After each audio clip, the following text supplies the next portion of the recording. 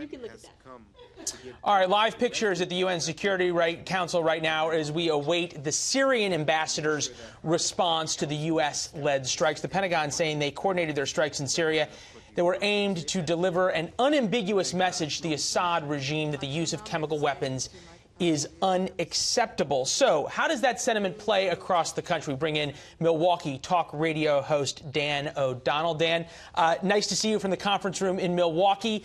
How does this play? This was a president who a week ago was being applauded by his base for saying, we want to get out of Syria, and now we're bombing Syria.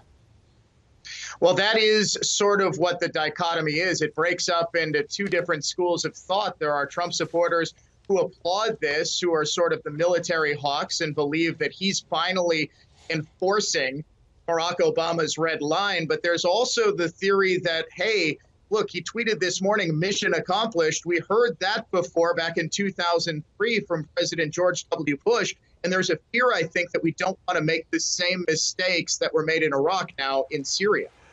What do you make of why now? All of a sudden, this chemical attack, there have been about a dozen chemical attacks in Syria since the 2017 airstrike. Why now? Is there a risk of sort of this pendulum swinging back and forth too fast? There is definitely the thought. I saw liberal talk show hosts are already out saying, well, this is just like the movie Wag the Dog. He's trying to distract from the Comey interview. But the reality, Leland, I think, is that pictures coming out of Syria were so horrific.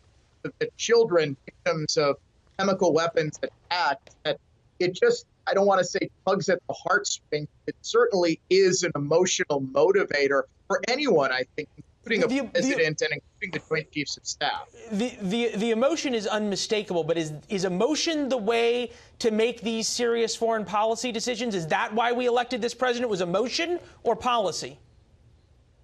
Well, a little bit of both, to be perfectly honest with you. The Trump base loves that he shoots from the hip, so to speak, on Twitter, talking about attacking and striking back those who attack him. I think we're sort of seeing the foreign policy equivalent of that. Look, this policy has been in place since the Obama regime. What I'm not hearing from you, and what I don't hear from a lot of even ardent Trump supporters, is a full-throated endorsement of this. I hear a lot of explanations, but not really an endorsement of this strategy as we await the Syrian ambassador to speak at the UN.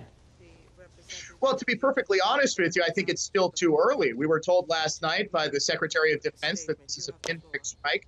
This is a one-time thing, and we'll see how that's followed up. The initial strategy appears to be very strong to send the message that this is unacceptable.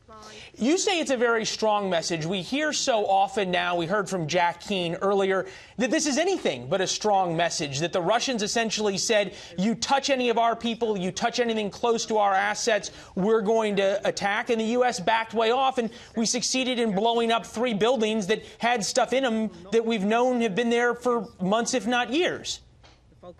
Well, and that's the tightrope that the U.S. has to walk here. But if this is a president who is going to be tough and enforce a red line and send a message that people get whether the phone rings or not, and clearly, as General Mattis said, they didn't get the message in 2017, is this really that tough, hard message? Well, consider this an initial text that we sent, and that there will be a whole lot more phone calls that are answered if, in fact, this sort of behavior continues. We have to walk the line. We don't want to provoke World War III with Russia and its allies and destroying a whole lot of Russian defense personnel or anything like that. So the last thing that we want is to get a system of entangling alliances. Is the last thing we want to send a strong message and actually poke the bear, or is the last thing we want to be seen as being subservient to whatever Russia tells us we can and can't do? Which one's worse? Well, I don't think this is being seen as subservient to Russia. Remember, we killed how many hundred Russian forces a couple of weeks ago. So, I mean, The last thing I think hold on. A Russian general basically said, if you endanger any Russian troops or Russian assets in Syria, then we'll retaliate. Otherwise, we won't. So you can read that essentially as go ahead and hit whatever you want, so long as it's not Russia. That seems pretty subservient. You've got the Secretary of Defense from the podium last night going, we were very careful not to have any foreign casualties. We used deconfliction lines. That kind of sounds like tiptoeing around the Russians.